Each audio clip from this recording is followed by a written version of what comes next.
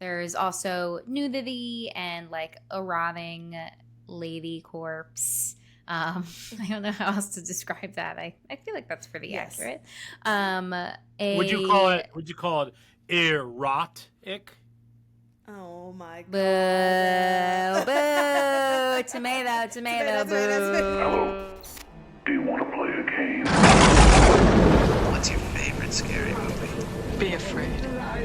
Be very afraid. See dead people. You're gonna need a bigger boat. Here's Johnny. The power of Christ compels you! The power of Christ compels you! Whatever you do, don't fall asleep. Welcome to Talking Horror with Jamie and Nikisha. Hi, I'm Jamie. And I'm Nikisha, and this is Talking Horror with Jamie. And Nikisha. Where we share our love for spooky things and talk horror through the lens of human behavior. Welcome, everyone, to a very special episode. Why is it so special, Jamie? Please tell us. We are a century's worth of episodes. Woo! What a great way to put that. Yeah, I was not. Century's worth. I was not expecting that at all. Not at all, but I dig it. I like it a lot. If you're not familiar with old-timey parlor talk, as Jamie has just So shared with old-timey. us. So old-timey. It is our 100th episode, guys. 100. All the sirens.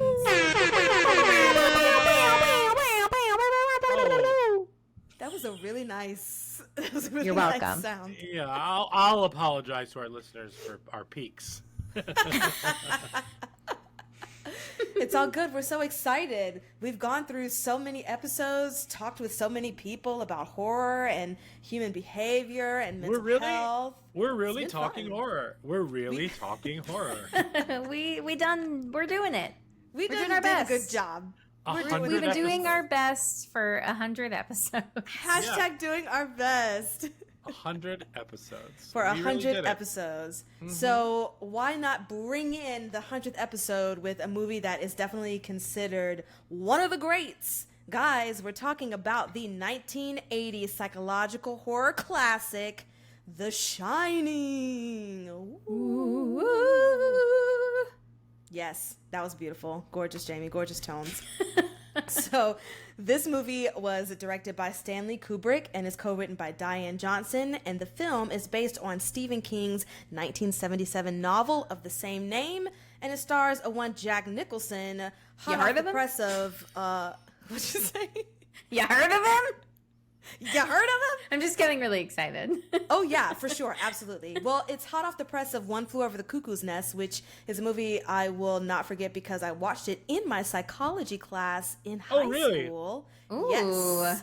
So that was a really fun Interesting. time. I couldn't exactly remember what it's about and tell you what it's about, but I remember Jack Nicholson in it, and it makes sense that this would kind of be the next movie after that one. So that was just fun fact for you guys. So we have him in there. We got Shelly Duvall, our scream queen, and Scatman Crothers, and a one Danny Lloyd.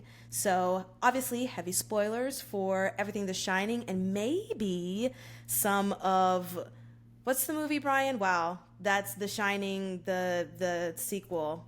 Dr. Sleep. Oh, Dr. Sleep. Thank you. For some reason, because we were talking about Black Mirror before we started recording, something like Black Dark Knight or something was in my brain. So I was thinking, yeah, Dark Knight is the sequel Yeah, the Dark to The Knight. Shining. Mm-hmm. Yeah, The Dark Knight. Yes. So some spoilers for both of those movies, possibly the second one, Dr. Sleep. And Jamie, any trigger warnings for this? Yes, there's a spooky axe that makes people's insides appear on the outside. And you see shots of people's insides on their outside several times, including children, young girls. There's also nudity and like a rotting lady corpse. I don't know how else to describe that. I feel like that's pretty accurate. 13 Ghosts at its best. Yeah. Would you call it erotic? ick. Oh my god. Boo, boo, tomato, boo. There is also reference to child abuse. I mean, you already have the dead axe children, but other references to child abuse, both like just alluded to, but also, I mean, you see like the marks on Danny at one point in the movie, so I feel like that's also a representation of that too. A frozen head. Best shot. Not Elsa, not Anna. No, none of them. They weren't in existence yet. Yes. And other nudity in isn't there nudity in Dick Halloran's bedroom? Yes. Yes. Yes. Mm-hmm. Oh, Brian, That what is are a you great holding? Pop Funko. The Frozen Jack Funko Pop. It's actually a fake, but it's great. So Fake? Yeah, it's fake, but I love So it. you're a liar. No, I'm just telling the truth. It still exists. It's Yeah, just fake, but yeah, it's really exactly, nice. Exactly. Wonderful. Well, let's get into all the things that is The Shining. Producer Brian, give us some words so that we can get into it. Yeah, of course. I can't believe it's our 100th episode. That's very exciting. You can follow us wherever you get podcasts. No, wait, what? You can follow us wherever you're on social media. We are at Talk Horror Pod on Instagram, on TikTok, and on Twitter. Yes. TikTok's almost at 15K. We're slowly getting there, but it's very cool, very exciting. So follow us there. In general, that'll be great. But before we begin, I have some fun things for our 100th episode before we get into what I've been calling it the whole week, the shinning. Shins beware. Yeah. Shins beware. All right. So I went through all of our episodes. Uh-oh. And I figured out what all of our, what, for those of you who don't know, or just to refresh your memory, one of our rating systems is 1 through 10 for shakes. How much can you shake it off? And I feel like that's our closest thing to overall score, essentially. So I mean, it's a little different for sure. So I went in and I found what all of our 10s are and our 9s are, and then what our 0s and 1s are. So Yeah. only one movie, only 2 movies are 10s across the board for everybody. 10, 10, 10 Do across you- the board. Do you know what those 2 10s are? Do you know what those 2 movies are where we gave them 10s across the board, all 3 of us? Oh, gosh. We've seen so much. We've seen 100, 99. You're really only checking from the 99 of them. I want to say a Jordan Peele movie might be in there. Yes, maybe. Which one? Get Out. Get Out. Get Out is a 10 across the board. Hey, That's a good yeah, one. baby. And then there's another one that's 10s across the board. Ooh. Going through my Rolodex Yeah. right now. I'm only just thinking realizing all I the have a bad terrible ones. memory. Yeah. We covered. Here's a hint. We've covered all of the director's movies. We just haven't done his latest one yet. The Sixth Sense? No. No. We haven't done his latest one. Oh.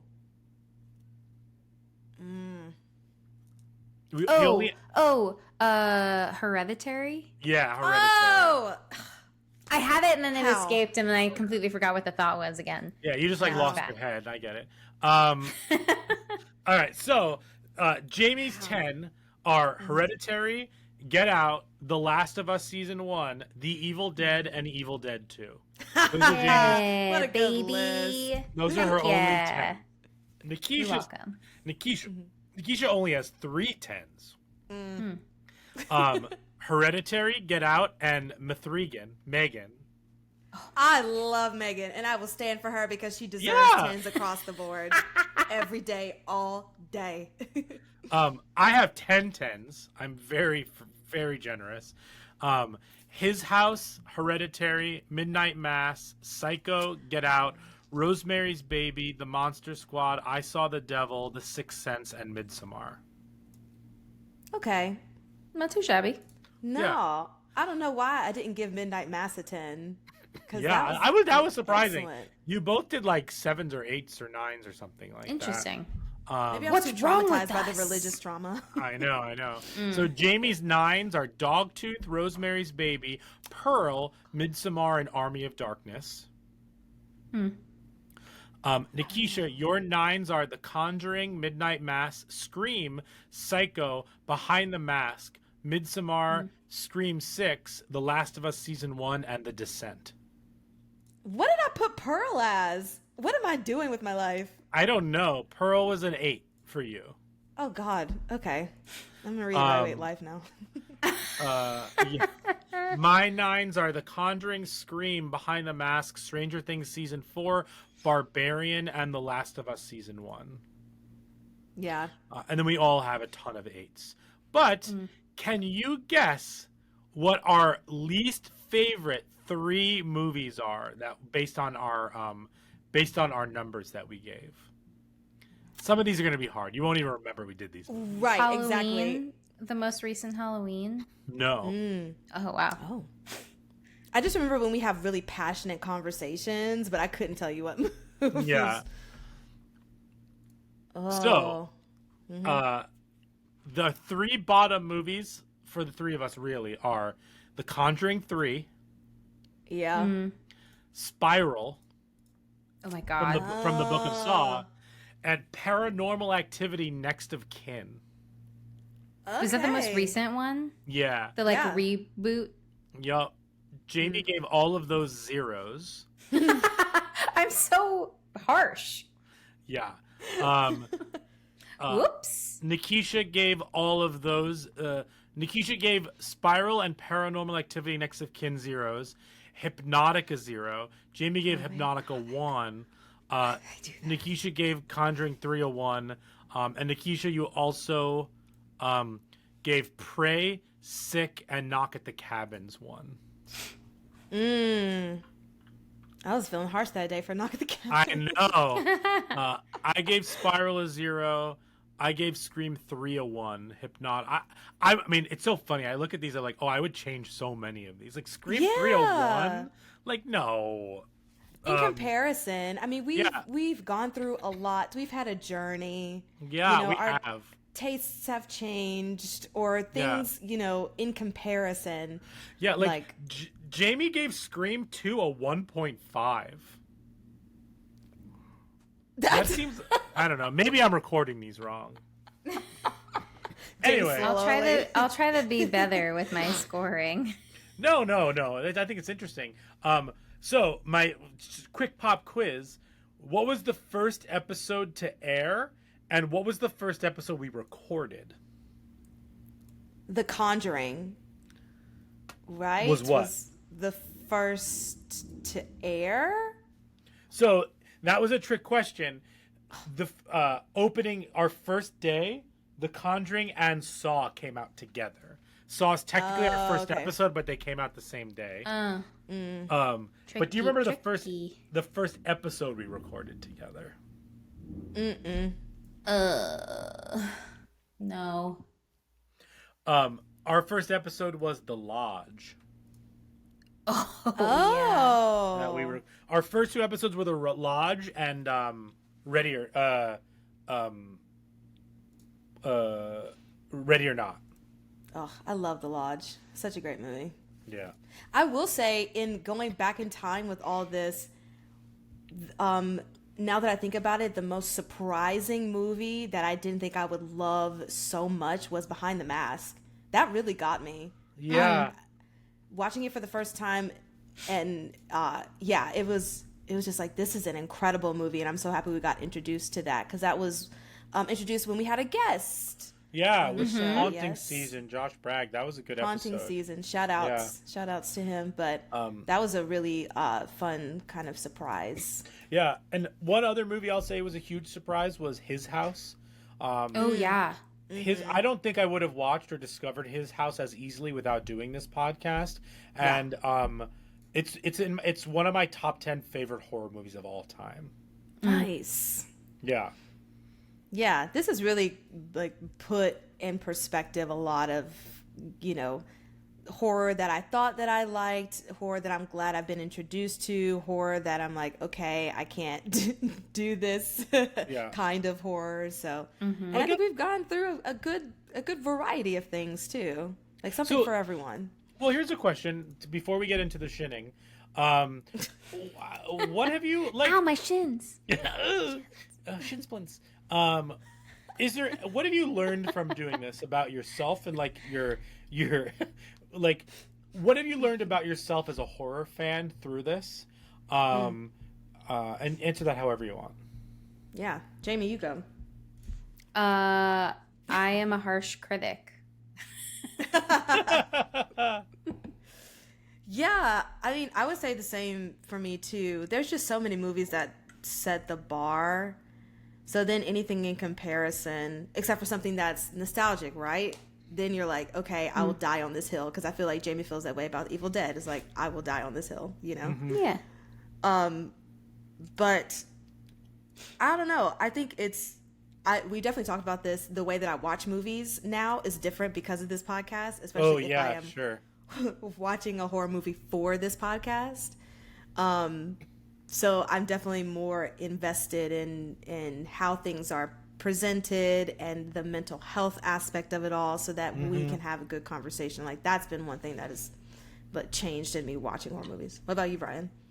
I think it's a couple things. One, I think just the horror community that I've been introduced to and indoctrinated into on TikTok and all of that, like, has been like really, really fun.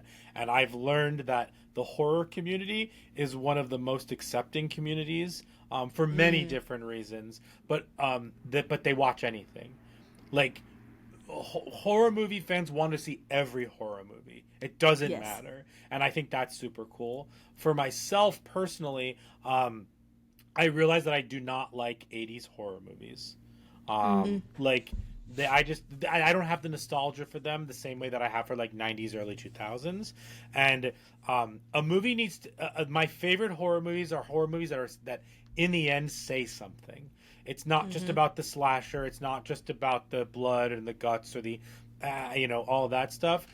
My favorite ones are ones that are actually trying to say something or have a very specific point of view. Like, I don't know if Jaws is trying to say anything, but like, I mean, it is, but like, but it's a well-made movie. Shining's a good example of like, it's trying to say something and it's from her perspective. The Ari Aster movie, stuff like that. But like just these like willy-nilly scare you movies, like don't do it for me the same way that like really well crafted movies that have like are really trying to say something. Those really stick out to me in general. I also like everything. Even if I don't like something, I like everything. Yeah. Also, everything is great. Also, everything is great. Like, Paranormal Activity Next of Kin stunk, but like there's things I remember that I liked about it. Like that bedroom scene with the camera that she had. Like, that was the spooky stuff. Yeah. Anyway, let's did anyone watch anything, or do we just want to talk about The Shining? The Shining. I mean, yes, Shining. Well, we were going to talk about it anyway for Black Mirror. I did watch the first episode in the new season of Black Mirror, but that's it. You Have did? you started yet? No. Okay. We didn't start the new season. We're going to do this. You'll hear this episode next week, but we did see The Blackening. Great. We bought our tickets. I messaged a whole bunch of people in my cast, my horror movie people, so we're all going to watch it together this week, and I'm super excited. Also, I did not need to watch anything horror because there was a bat in our theater that was flying around, and that was horror enough for us. Oh my God. And yes, in Wichita, Kansas, there have been tornadoes, warnings, sightings there. We have had bats, and we have a video of them catching the bat yesterday.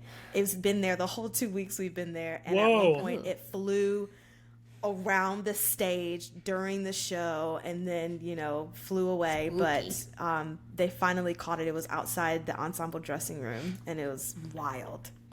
Crazy. Yeah. So Cool. lots of bats. Um, and everyone was like, Nikisha, I thought you liked spooky things. Like, why are you not? And I'm like, I don't different. want a bat, though, while I'm trying to sing Hamilton. I'll watch horror. I don't want to be in it. That's crazy. I'm glad they didn't turn into a distinction. vampire or anything. I mean, I would love to be a vampire because Right. hashtag Twilight forever. But yes, We should do that first movie at some point. I mean, The first I'm movie not is great. opposed. If you've listened to this podcast before, you know that I'm fully on board with that first movie. I think that first movie is a brilliant piece of pop culture. Yes. Truly, everybody was on the same page. Anyway, we're not talking about that today. We're another episode. we're talking Great. about the Shining. So We're talking about the shinning, but we need a plot summary, and I did it last time, so I'm tapping out. Who's gonna do it? I'll do it. I'm happy to do it. What's the plot? Great. All right. Jamie. Does somebody want to time me? I will. All right. All right, indeed. So, Woohoo. you have, producer Brian, you have 2 minutes on the clock to tell us everything about the plot of The Shining. Are you ready? Ready. Shin's ready? You got your shin guards on? Shin Shin guards on. guards. And go. Okay, so this guy named Jack Torrance gets a job as the caretaker for a resort in the middle of the basically Rocky Mountains. He's a writer. He's going to utilize it to basically try and write his book while he is there being the caretaker with his wife and his young son. His young son has something called The Shining, where basically we don't 100% know exactly what it is in this, but essentially like he can like communicate with the beyond, the dead. It just has these like very supernatural-esque powers. So they move into the hotel. They start to experience some spooky dooky stuff. However, Danny is talked to by the chef of the resort before they leave, and they realize that they both have The Shining, essentially. And so they're connected in some way. So, long story short, there's a lot of cabin fever. Everyone's going a little bit crazy in there. It's a very vast place where they're all kind of just like wandering around. We learn that Jack is an alcoholic as well as abusive both physically and emotionally to his family. He stopped drinking. He's trying to use this in some ways maybe to like, turn it around or turn his own life around selfishly or selflessly, however you want to look at it. But essentially they all start getting haunted. There's a lot of things in the hotel. You have room 237 with the old woman. You have all these scenes. Long story short, he ends up going nuts because the former caretaker basically like haunts him and tells him to kill his family like the original caretaker killed his family. He basically hunts his own family. They knock him out. They lock him in. He gets freed again. He chases them. Here's Johnny. And then at the end, they end up running around the maze. And he freezes to death, the hedge maze, and he also kills the other Shining guy who was called back by Danny. But Danny and Wendy survive. And that's the plot. Yay. That was okay. Yes, that's great. Listen, it's like a lot, but nothing happens because. That's another thing we've learned from doing this. Like all horror movies are a lot, but nothing at the same time. Like, Well, I think that depends. yeah, that's true. But there are a lot of movies, maybe like 60-40, 40 being the movies that are kind of like a lot but nothing because you're not going to tell every kill and that's like 45 minutes of people just running around killing folks, and that's not going to be kind of a part of the story in a sense. And only one person dies in this? Two. Yeah, just two people. Him and then the black guy. Yeah. I think that we actually see get killed in this. They're obviously Like in the present. in the present. Right. That's all the Yeah. things that happened. Yeah, because we see the woman and we see the guy with like the slice down his head when and we see the girls. the girls. Yeah. Yeah. Cool. Yeah, great. Well, let's get into our first segment, which is likes and gripes. And now our likes and gripes. So, Jamie, do you want to start and tell us your likes and gripes of this movie? Sure. I mean, like, what is... I feel like everything that one can say about this movie has been said. But this is my time to shine, so who cares? Your time to what? To shin. Shin. I really enjoy this movie. I've seen it many, many, many times. I don't remember the first time that I saw it. And it's just really interesting to pay attention to like their relationships, and like their relationships within the context of like this time period also, because like they have a very weird familial relationship. At least for me, it just feels like everyone's a little bit disconnected, and that's like where we're starting with things, even though we have some context of like, you know, Jack is potentially an alcoholic and is, you know, has gone cold turkey, and maybe is irritable and on edge as a result. And how is that then like playing into, because he previously injured his son, how his son relates to him as well as his wife. So it's like all of these triangles of relationship that feel super tense, and it's a great like setting point, and then seeing how things continue to devolve with the element of like the spookery in the midst, I really enjoy. We talk a lot about like movies where the tension is building, and that's something that I really enjoy. And that's like all of this, you know, there's little, you know, droplets of clues that are being sprinkled throughout, and it just kind of like keeps escalating and escalating until the very end. And I also really enjoy that. Like, it's where you said before, like things happen and then nothing happens. I view that more of just like there's this constant tension that's building and building until it like explodes, and then like chaos ensues, and you know, everyone's like running all over the place, and you know, trying to find one another or run away from one another, and like it's just all like chaos happening. And also I love when the hotel like eventually reveals itself to Wendy. I really enjoy that, because it's like, it's not just that, because on one hand, like let's say that she never saw any of that stuff and only Jack sees it, and then she's kind of like affirmed that maybe this is really who he was. But I think more so I just like the spooky element of it too. So it's like there's the part where maybe this is part of who he was, but like being in this particular space at this time like unlocked all of this shit that then like just culminates in you know, him trying to murder his entire family.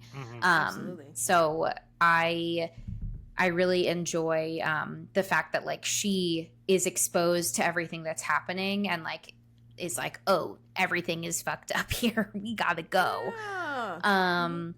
And I think that like some of the best scares in this include you know, when Wendy finds Jack's manuscript that says all work and no play makes Jack a dull boy. It makes me really, really feel for that PA who had to type all of that shit out on a typewriter.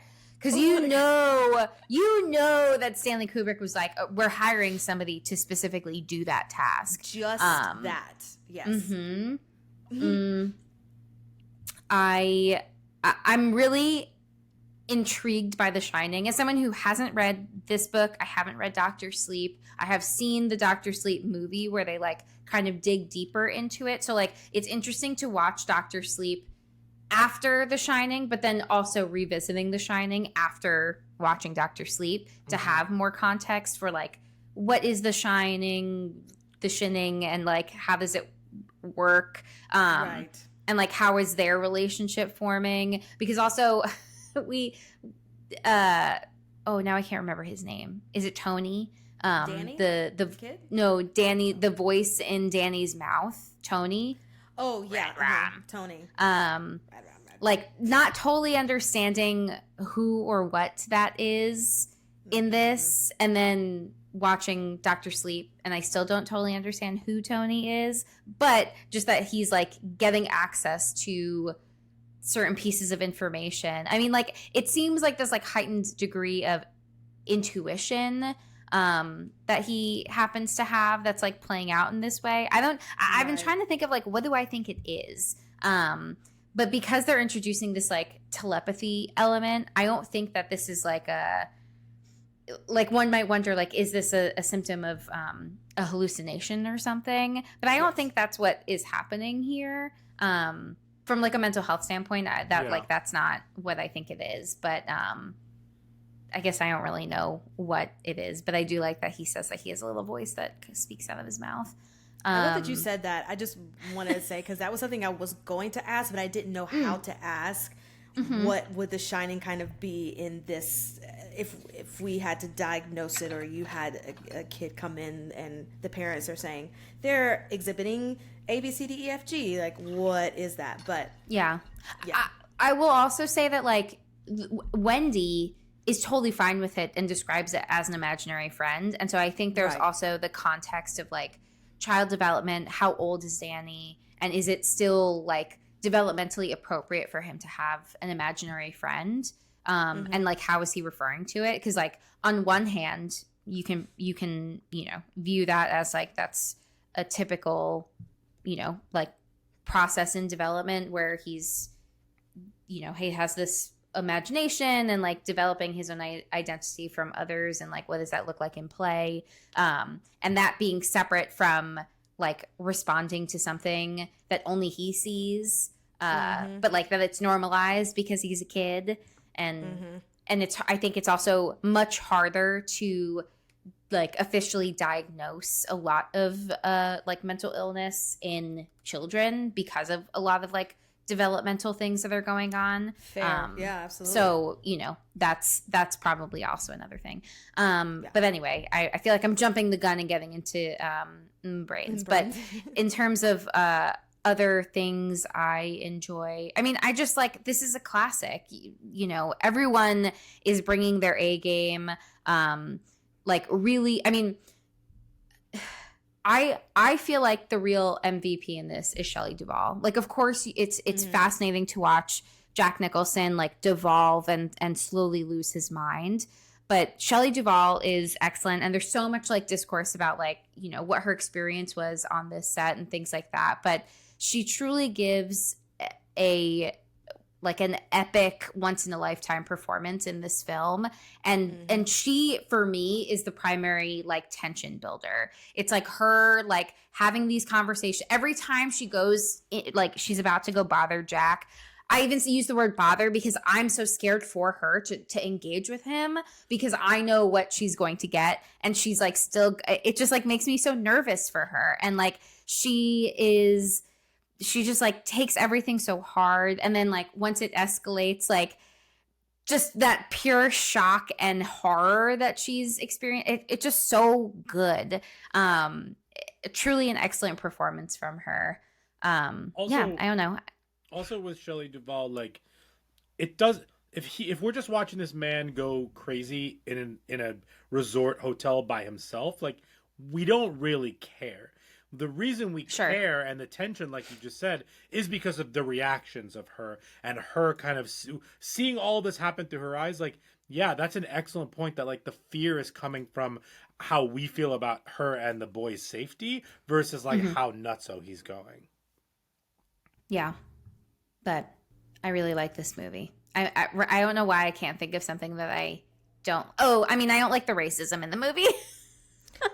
I forgot. I blocked that out, and then I blocked it out again right now, and I was like, what did I not like? Oh, right. I don't like that, and so it makes me uncomfortable. Then I can't remember it, but yeah, don't like that. I don't like that the only like character of color dies, with the exception of Jack, but like he freezes to death. But like, yeah, you hate to see the tropes be troping. Yes. Once again. But yeah, so I don't like those things. I mean, it's like part of the plot, but I don't like it. Yeah. I mean, it's of the time too, so it's not. It doesn't feel like it comes out of nowhere. Sure. Because if they're back in what, the 20s, 30s, or whatever the time is, like when Jack is in the bar and talking to the people. That he's. I was yeah. like, isn't he in the 80s? Yeah, no, sorry. Well, the but when they like 70s. actually use like the N word, like it's the guy It's from 1921. Yes, Yeah, exactly. yeah. So like, it's not out of nowhere. That's of that time period. So Yeah. it didn't bother me as much. Yeah.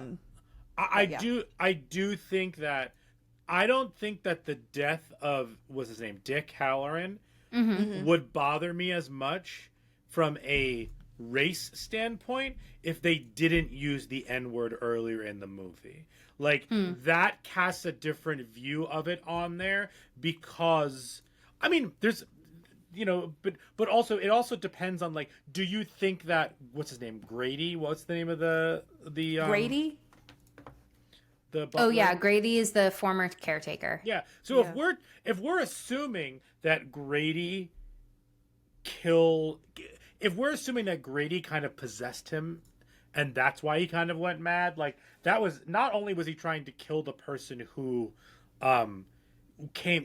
was connected to Danny and was trying to save them and whatnot, but also that was racially motivated as well because like of the words he was using earlier. But the thing is that it doesn't matter because Jack also responded with those words. Therefore, whether he was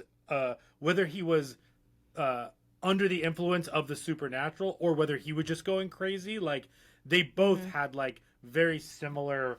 Now that I think about it, it's fascinating that like he used that word back to him because like we don't know what type of a guy like Jack really is. We can assume what kind of person he is and but like that almost felt like when he's cleaning him off like in the bathroom, that may have been like, if you believe that he was taking over him in some ways, like that's kind of the transference of it in that moment, and he's starting to use the words that he uses.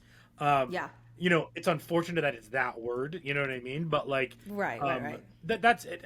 It's even as we talk about that moment, which could have totally been very different and still had the same effect.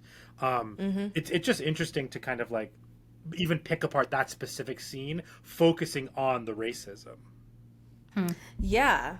And it is interesting thinking about like when is the moment that he kind of fully becomes possessed, because we don't really see Grady like, it doesn't feel like a ghost movie in a sense of the ghost has been haunting them like from the beginning. It's like they had a few days of being okay and Grady doesn't really show up until kind of later on. So I guess my question to you guys is when do you feel like Grady was the only thing that led him to fully become crazy, or was it the combination of already being isolated and having like writer's block, trying to write or do whatever and being in the wintertime, and then that kind of led to the hallucinations getting worse just on top of the current circumstance? Does that make sense? Yeah. What do you think it is? Do you think it was like a combination of all of that, or was it purely just like Grady was there kind of the whole time, we just don't see him physically until kind of later at the end? What do you think, Jamie? I don't know. I guess I think maybe it was there and then like the cabin fever kind of escalated all of it. There's so much that we don't know about like the circumstances of him drinking beforehand that I feel like that's a really important piece. Yeah. But yeah. I think that it's a combination of everything. I think that the moment that, I mean, it depends on how you see this movie and what you think this movie is about. But I think that the break is really, I don't know, because he sees he sees the woman in the room. Does he see the woman in the room before or after the bartender shows up? After the bartender shows up. Okay. So to me, because he's drinking, he's sitting at the bar after Wendy accuses him of assaulting their son, and he's drinking, and then she comes back. She doesn't apologize. Oh, right. And she just says, "There's somebody else in the hotel with us." Okay, so I think that the moment that his family thinks that he's hitting his kid again or being rough with his kid again is the breaking point for him, because he's already starting to go a little cuckoo, like just in terms of like cabin fever. It's all circumstantial because Danny has The Shining, but Danny's also been brought to this very haunted place. Yes. So like it's kind of like putting like a bull in a china shop where like this is not a scenario in which they should have put their son, with The Shining. So I think that he's making it even more of a, like he's amplifying, I should say, like all the ghosts and stuff like that. So I think that the moment that like this really starts to affect him is when he starts seeing the bartender. He really wants a drink. The bartender manifests in front of him with alcohol. You know what I mean? Whether or not he's actually drinking it, because whether the alcohol is real or not is another question. But I think that it's a combination of everything.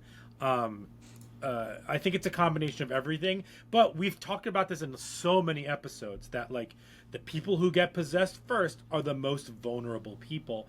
And you'd think that Wendy was the most vulnerable or the kid was. Exactly. But it's actually Jack who's the most vulnerable. Because like he has no direction. He feels like he can't drink. He even admits at the end, and I think that's all him when he yells at her saying like, "You fucked up my life." Like I'm trying to like take back what I want. You ruined it. Whether that means that like she ruined it by having a son with him, or if she ruined it by like, there's so many ways to like take that.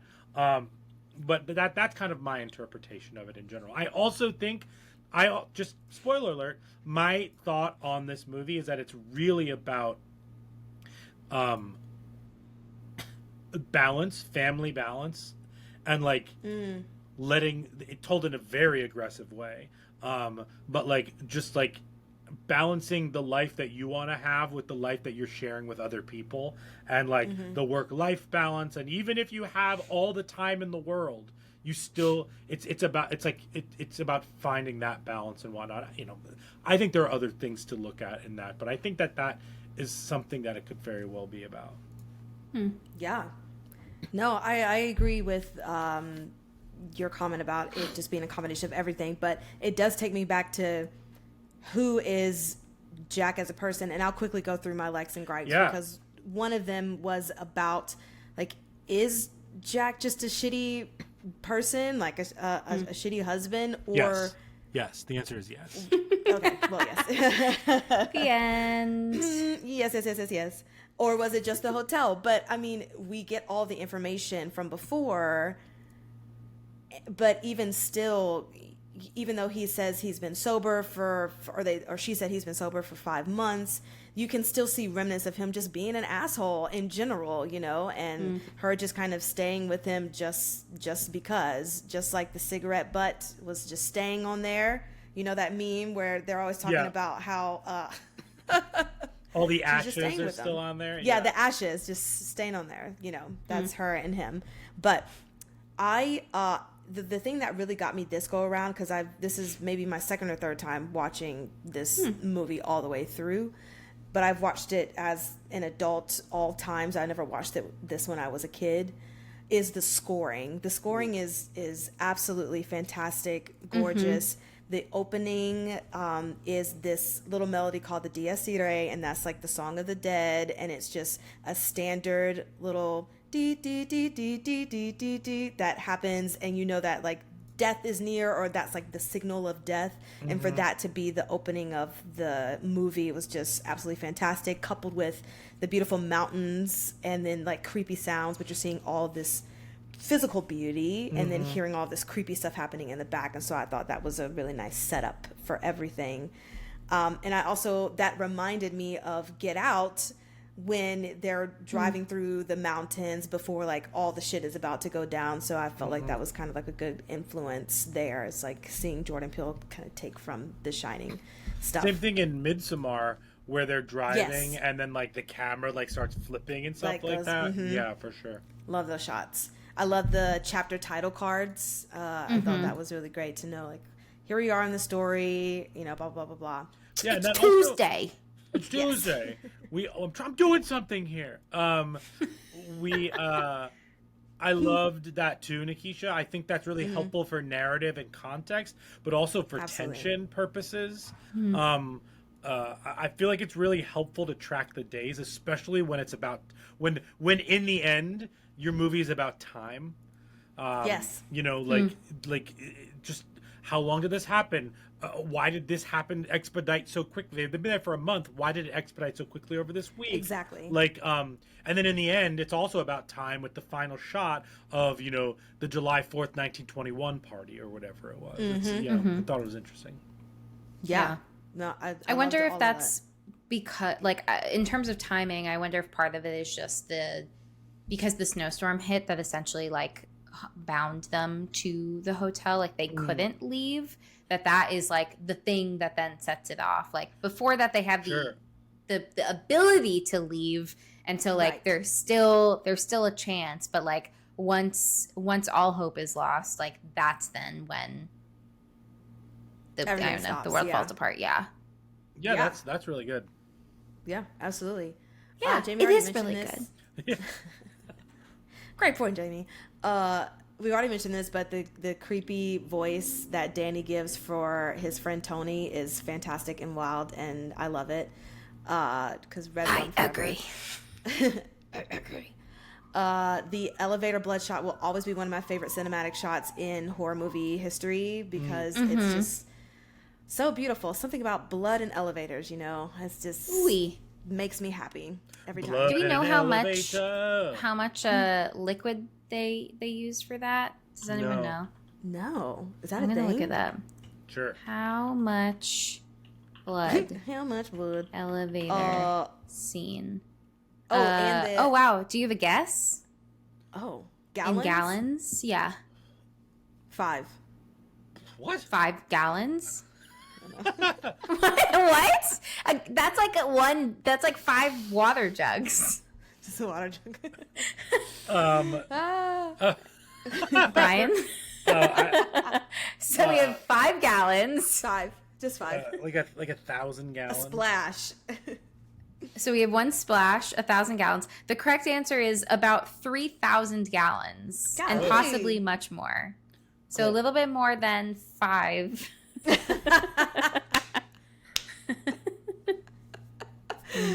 But thousands.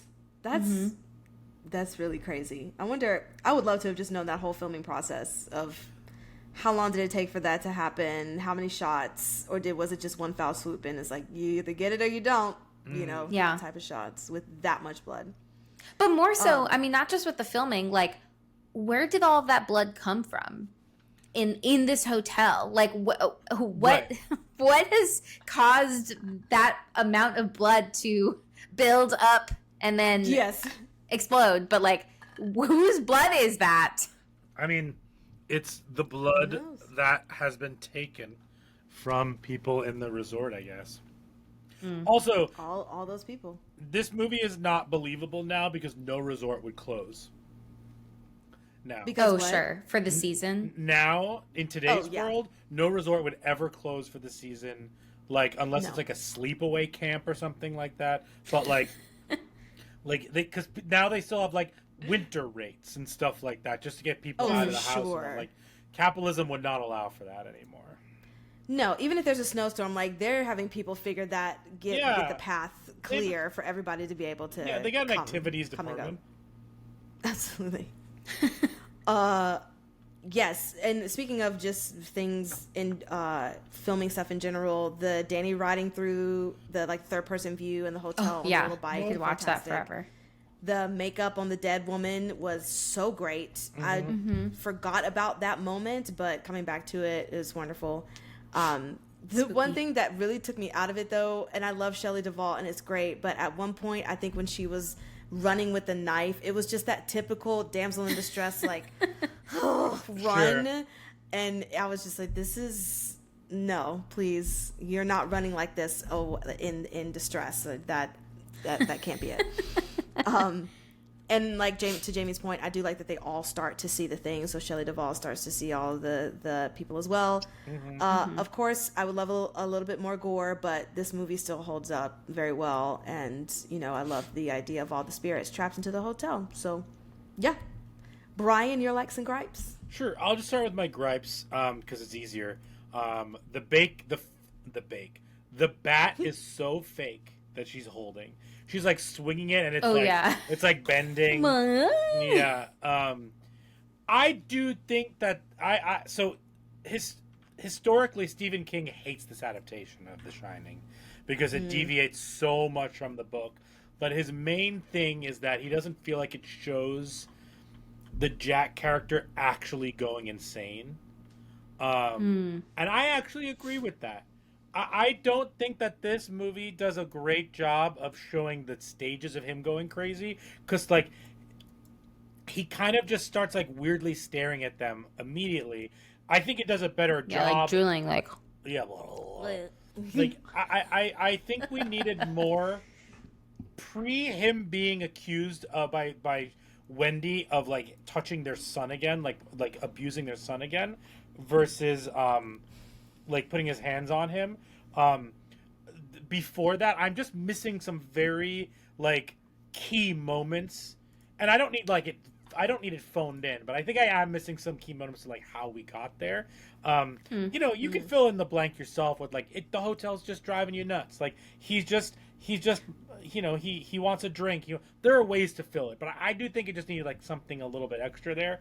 Again, but it's made up with the tone and the character in general. I love that this movie, even though it came out in 1980, this feels like a 70s movie.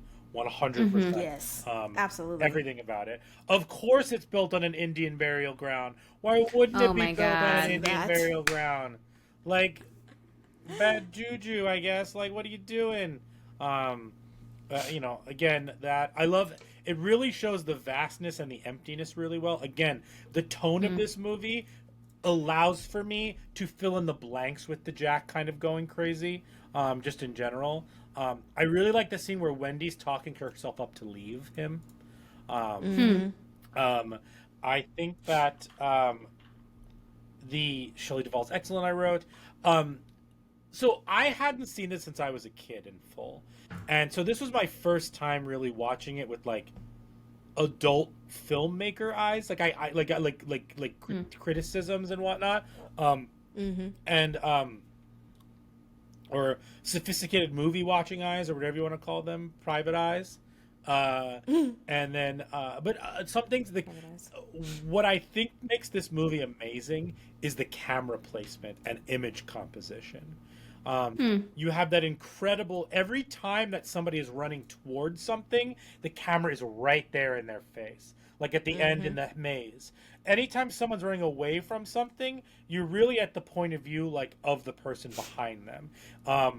You have that amazing shot where he's in the storage locker trying to talk to her. And the camera is underneath him. He's like leaning against the door, and then she's there, but the door from the outside is in the foreground and out of focus. Just like amazing. Also, we talked about him riding the tricycle through the house. Like that's like, but they're all such iconic shots because of the composition. Completely, absolutely, just gorgeous. It just and that was what makes those scenes memorable. Plus the performances, obviously, but even just the shot of him in the door, the "Here's Johnny" type thing, and the editing is amazing in this movie. Wendy is running away from the guest through the doors, through the guest she finally sees with like the cut across the head, holding the drink. Yeah. And as she's running away from the guest, the camera cuts to Danny running away from his dad. And it was like these like two amazing juxtapositions to each other. It was a seamless edit. Like stuff like that makes this movie incredible. I think that this movie thematically is a lot simpler than people make it out to be, possibly, but I think that the plot and the story is incredibly complicated. Like, and we just try to talk through a lot of it. There's a documentary called Room 237, and it's about not only the making of The Shining, but it's about different people's interpretations of The Shining. So I actually agree with the filmmaker. I watched this a couple years ago. I agree with the filmmaker because his personal take on it is about juggling the quote. His name is Rodney Asher, juggling the responsibilities of your career and family as a cautionary tale of what may happen if you make the wrong choice. And the ghosts could be seen as figures that represent fortune or prestige, or things that you might be chasing at the expense of paying proper attention to your family. I think that's an interesting take on it. But this documentary goes through the idea that he leaves a lot. Kubrick leaves a lot of details on the table, like from the book. The one aspect of it is somebody sees it as a movie about cultural assimilation of Native Americans. Just because there's a lot of Native American visuals in this movie, like on the walls of the hotel, and they mentioned it was built on a burial mound, and that kind of stuff. Another one is that there's this rumor that Stanley Kubrick is the person that filmed the quote fake moon landing. Like, they hired him to direct it. And some people are looking to clues in this movie, and people think that the reason he went so far away from kind of Stephen King's novel in places is because this is actually a movie about keeping a secret, and Stanley Kubrick is projecting him having kept this huge secret through this movie. I think that's unhinged, but I think that's fascinating. Yeah. Also, people see it as like a minotaur analogy or allegory, because the hedge maze is not in the book, but the hedge maze is in the movie. There's some minotaur type of visuals in this movie in general. Also, people think this is a movie about genocide because apparently Stanley Kubrick wanted to make a Holocaust movie and he never got to. And people say like this is his way of showing genocide and stuff like that. Okay. I think all of these so are far-fetched. I think all of these are very far-fetched. But it's I guess my point is this movie means such different things to so many people because it's so well made and it's so specific and vague at the same time that people kind of put their own things on it. But it's still that tone and that fear still comes across. And I think that is kind of part of its legacy as well. Well, I don't know what kind of that's not a parlor talk, but I feel like that deserves something. It's our 100th episode. I'll throw in a parlor talk. Come, sit, have a drink. It's parlor talk. Okay. Cool. Fantastic. Well, Brian, do you have any other of your own personal likes and dislikes before we get into brains? I don't, but I have 2 questions for the group. Ooh. Is Jack Nicholson's performance still effective because he's become such a caricature of himself, in general in pop culture? Do you just see the smirks and the lines and the does the hey, that's my Jack Nicholson. No, I get it. Nikisha's thinking, but she didn't notice my amazing Jack Nicholson. I'm sorry. There was No, I was really trying to think. No. Yeah, but you understand my question. Is it still effective, Yes. or is it affected by your current, knowledge and pop culture, Jack Nicholson? Well, I'll say this. I haven't watched a lot of Jack Nicholson movies, I understand the gestures, caricature, his isms that are now a thing, but I never thought about that once watching this movie. So I guess for me, it was fine. I thought it was a good performance, and it didn't feel like he was putting on, or nothing that he is known for now got in the way of me enjoying this movie. Cool. Yeah. Jamie?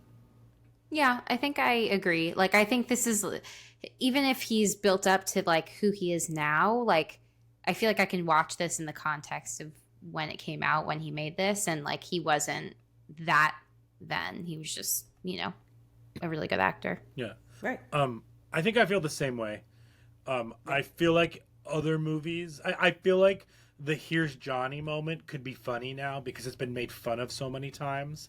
Like, Right, sure. Like sometimes watching Scream is hard because like we talked about it. I think of Scary Movie and a lot of those other Yes. things. Sydney running away. This movie is so well made that like I don't feel that way about this. Like this movie still tracks as its own narrative without the outside coming in. Yeah. I feel that. That's Did you have another question? I did, but it's part of Brain, so I'll let you introduce that.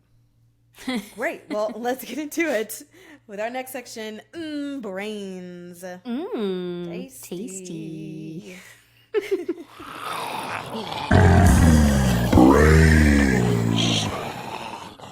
I love that. Great. That's the So, yeah, because it has to be. They're tasty. So my first question to you, Jamie, is Cabin Fever. There's a movie about it. There's so many movies about it. And this one is the same. But I want to know your personal definition of what cabin fever is. And is it an actual term that is used in the psychology world? Or is that just something that we have all made up to describe this thing? Yeah. I mean, I think that like our understanding of cabin fever is like what happens when you are isolated or like confined to a space for a long period of time. As a result, you might feel like restless or irritable or lonely, or have difficulty with motivation, depressed, boredom, anxiety. It can encompass a lot of things. It's not like an official diagnosis, so you're not going to read it in the DSM. But I think that a good old DSM, I still don't even own the DSM-5. I think it's probably still too expensive, which is nuts for, because this do be my job and I don't even have the little book. So whatever. Somebody help Jamie out. Get her the DSM-5. It's a nice sponsor. I still have my 4. I have the 4. It's not that, out of date, out of touch, but for sure. But so while it's not like an official diagnosis, I think it's still like everybody, most people know what it is, and like can understand what that experience is like what the emotional and behavioral effects of cabin fever are. So it's, but it's like based in context, right? So it's like, it's not something, I mean, I think that's something that also perhaps is why it's not a diagnosable thing, is like if you have the ability to leave wherever you are and like not be confined, that is one of the biggest like ways to resolve it. But like, bringing up COVID and all of that, like when there's something that forces all of us to stay inside, that loneliness and hopelessness can really build. And like especially like isolation, if you're, not only is it like you can experience cabin fever as a result of being confined with other people, but like on top of that, if you're alone, then the isolation can also really significantly impact your mental health. Yeah, for sure. And I mean, we could talk for days about the effects of COVID and, how that everyone had to deal with that in their own particular way in regards to cabin fever. But so many other questions I want to ask you. So I want to get into autohypnosis. And I don't remember the exact content context, excuse me, that the doctor at the beginning, Danny's doctor, was saying that word, but I wanted to know if that was a thing, and then I would love to know what kind of doctor that was that Danny had, because she was talking about medical things, but also mental health and behavioral things. And so, like, was she a psychiatrist? Like, I don't know. What were your thoughts? Yeah, so I don't really know what autohypnosis is. The quote that she says, they're more akin to autohypnosis, a kind of self-induced trance. And I really have no idea what she's talking about. Because, like, the context of that is he has that vision before they go to the hotel. Danny does, when he's, like, brushing his teeth. And I'm assuming that he probably has, like, a seizure as a result of, like, that's, like, how I read that situation. Yes. But then, yeah, like, he's lying down and she's examining him on the bed and then having that conversation. Right. So I don't know if it's, like, a psychological thing that she's referring to, or if it's, like, a medical thing that she's referring to, because, like, a seizure is a medical thing. And like, and also, you know, any type of mental health professional or doctor is always going to rule out physical health stuff before exploring mental health stuff. So I couldn't really tell if, like, what she's referring to is, like, a medical related symptom. Like, maybe, you know, maybe he had a seizure and, like, is not totally back 100% conscious and, like, is recovering from that. And I don't know if that's what she's referring to. So I don't entirely know what she's referring to. I also couldn't really tell what kind of doctor she was. I think I always kind of assumed she was, like, a pediatrician. Okay. Not a mental health doctor. Yeah. I don't know. It's just something that she was asking about, kind of some mental health things. And I was like, wait a minute. Because I also was like, oh, it's just a pediatrician. But that's well, I wonder if she did that because she couldn't, like, diagnose anything physically wrong with him. And so, by virtue of, like, you know, doing a physical exam and then being like, well, there's nothing medically wrong with him, so maybe it is psychological. Like, once she ruled out anything medical, she, like, pivoted into the mental health piece. But that isn't totally clear to me either. Okay.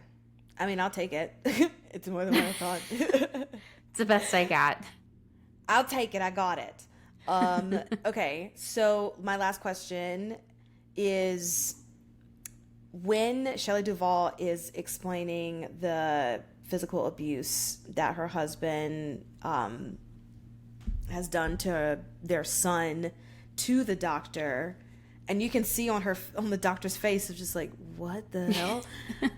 Would she have been required to report that or not? Is it okay to not report that?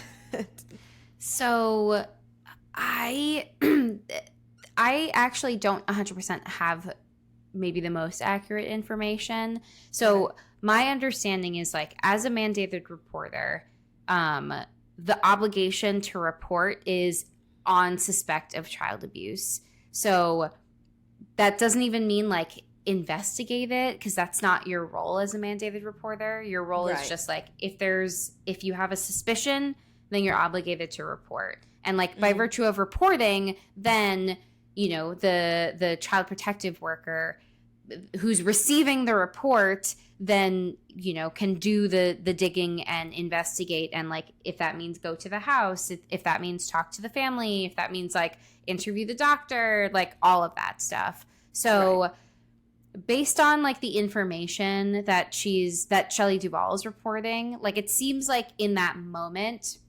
perhaps she's, like, almost, like, undermining the story by saying, like, well, it was just, like, an accident, and, like, you know, Danny was being a little shit and it's fine. Like, she's, like, really, like, well, you know, Danny was being super annoying and, like, threw his papers everywhere, and so, like, he was upset.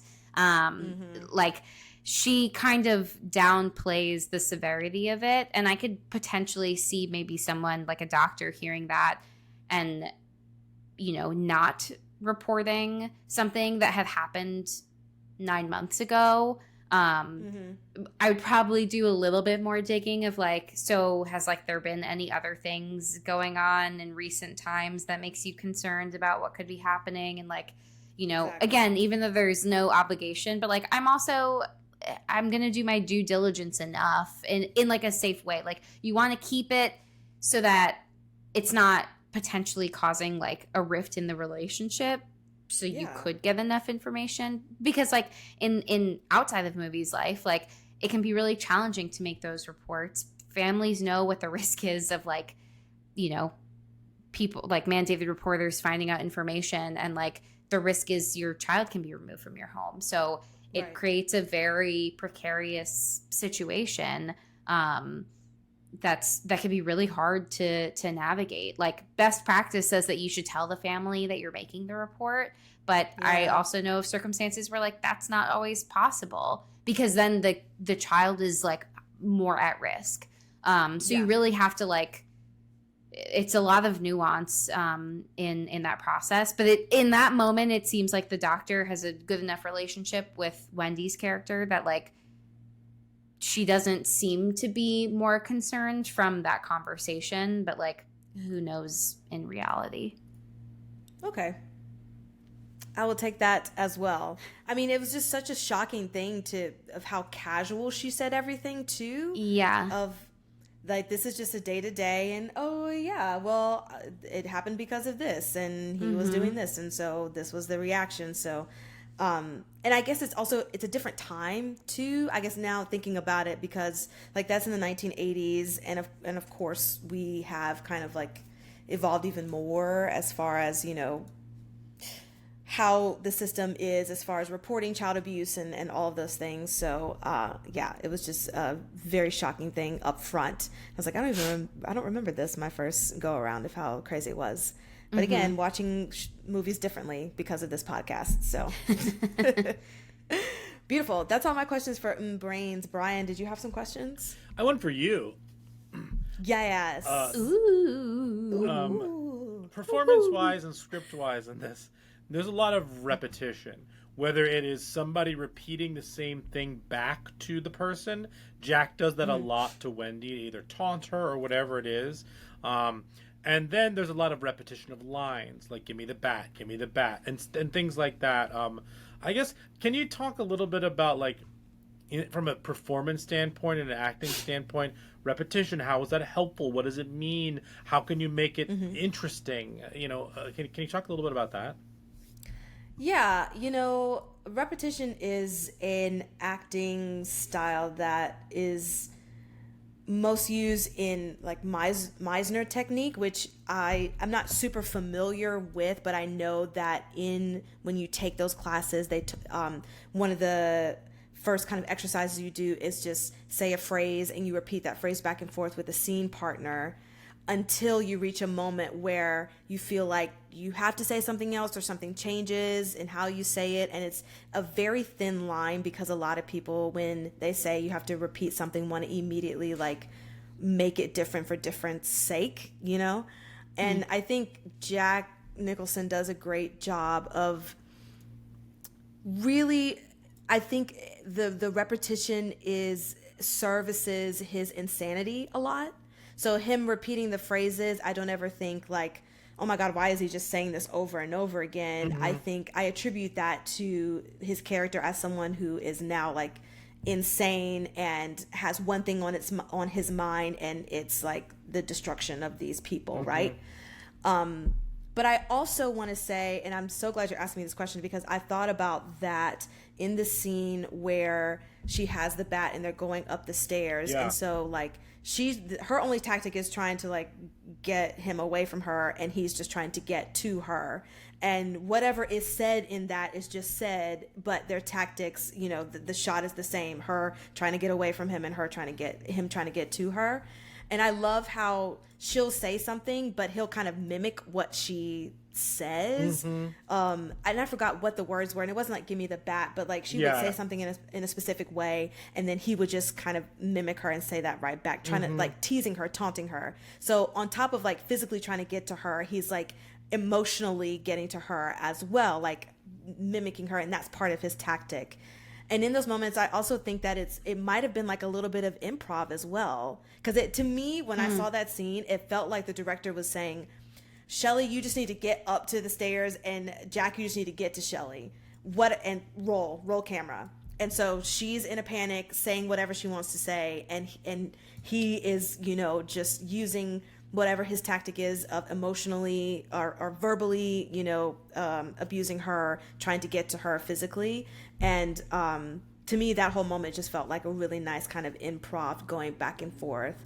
And I think it is really effective in that context, because I don't feel like people were repeating stuff just to repeat stuff. It didn't feel like, it was just repetition for repetition's sake. It felt like people had a tactic to it. But yeah, what do you think, Brian?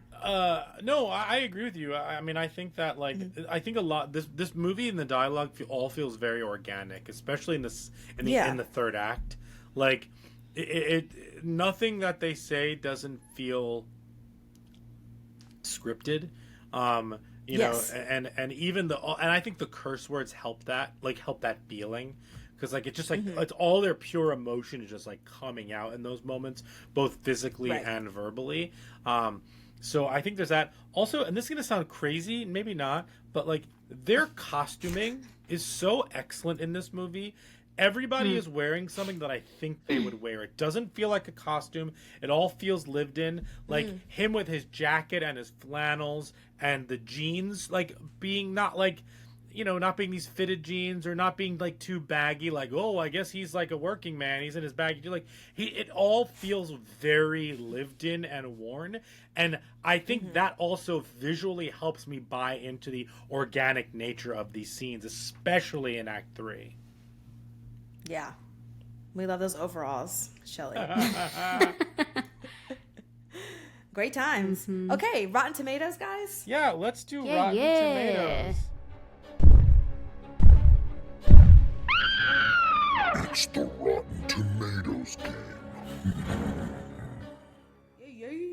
What do you think The Shining has? I'm so sorry. What do you think The Shining has on Rotten Tomatoes?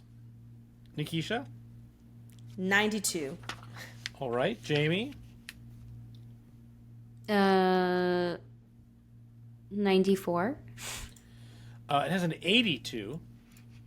Wow. But the audience score is a 93.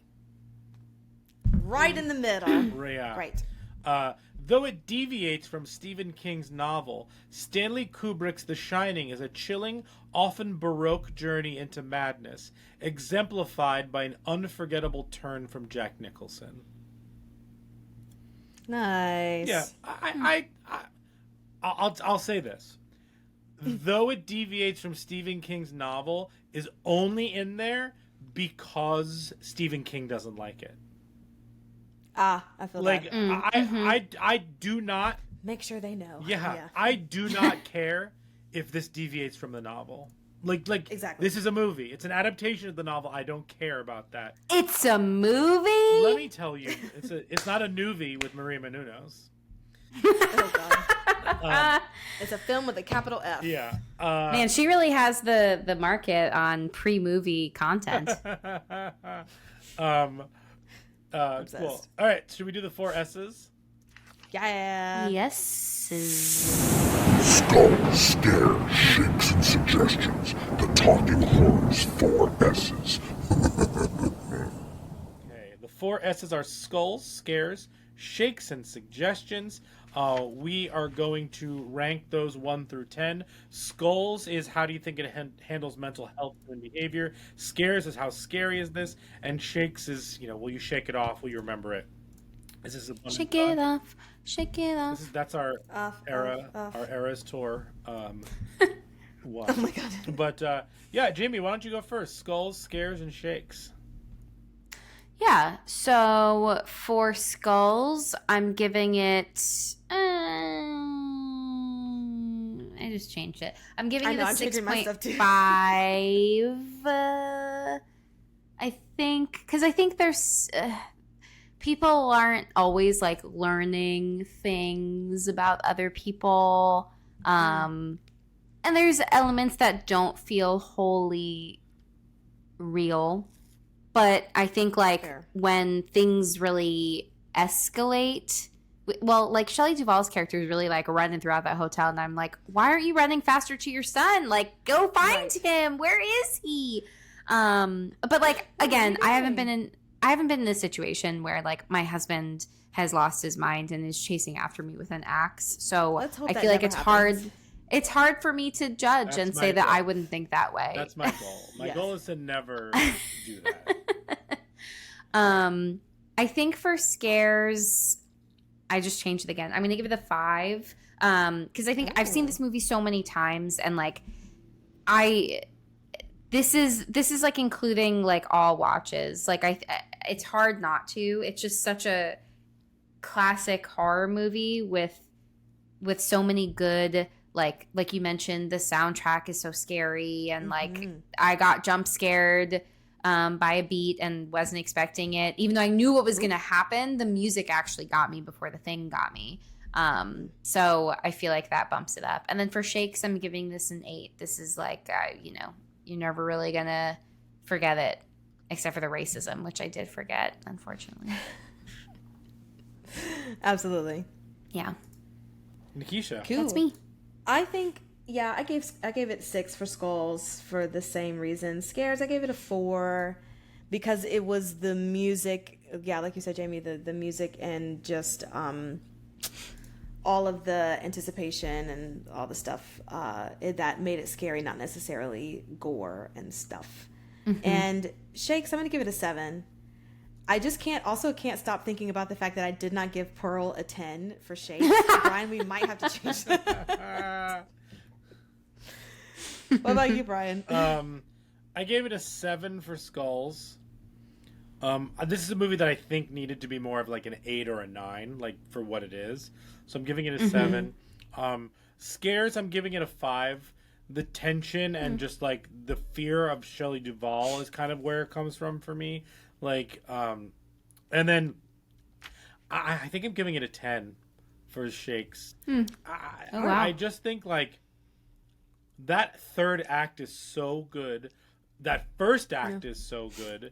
I think that it's just too iconic. Like when I think of like slow burn horror movies, I like think of like maybe this and Rosemary's Baby and a couple of others. Like this is just a standard. Like this is, and I, and standards don't always hold up, and this one really does, like significantly so. So I just think that like this is definitely this is great. I think it's a top 10 favorite, and it's a 10. And I also think that Dr. Sleep enhances this movie significantly. Sure. Yeah. And vice versa. But so I'm gonna give this a 10. Grand. Cool. Let's go through suggestions. Jamie, what would you suggest watching with The Shining? I mean, Dr. Sleep, duh. I literally wrote duh in my thing. Dr. Sleep. But I think Dr. Sleep. I think for another good Stephen King adaptation that also builds a lot of tension, I'm going to go with Misery. Good one. Oh, yeah. Actually, because Brian, you said it. Because Dr. Sleep, yes, of course. But also Rosemary's Baby, yes, it's a good slow, if you want a slow burn. Slow burn 70s movie? Hell yeah. Yeah. Slow burn 70s. Yeah. So I had mentioned previously that movie Room 237, that like weird documentary. Yes. I think that's super fun to watch. But I'm going to go with The Lodge. Oh, We yeah. talked about it earlier. But obviously like, PTSD from events from before, cabin fever, not knowing what's real and what's not, that like very like stark, bleak kind of atmosphere, a weird score, snow being trapped. I'm going to go with that. Nice. Fantastic. Well, I think that wraps up our episode, our 100th episode, We guys. did it! We did it. Hashtag doing our best 100 times. We made it. And more to come. So much more good content to come. You can follow us on all of the social medias, TikTok, Instagram, Twitter, at Talk Horror Pod, Pod. And Brian, where can they listen to us? You can listen to us wherever you get podcasts. So that's like Stitcher, Spotify, Apple Podcasts. Rate and review us there. 5 stars, please. And thank you. And this is our 100th episode. Thank you. This is our 100th episode. So I would, if you haven't yet, please do write us a review. It really, really, really helps us get this out there. There's some really good horror podcasts out there. We'd love if we came up in the search with some of those. One, but also two, like, I like reading them. They're fun. Yeah. I like to hear what you have to say, both from an ego standpoint and both from a how can we improve type of way. But mostly give us 5 stars, so there shouldn't be any improvement. But yeah, definitely. If you've been a long time listener or a first time listener, for our 100th episode, we would really appreciate you writing us a review on Apple, even on Spotify. Rate us there, whatever the case may be. Thank you. Beautiful. Thanks, guys. Rad ram. That's all I can sign off with. Rad. Shout out to the Bye, guys. Shout out Thanks. to the PA who typed all that up. Oh, yeah. Shout out to the PA. Definitely. Bye. Bye.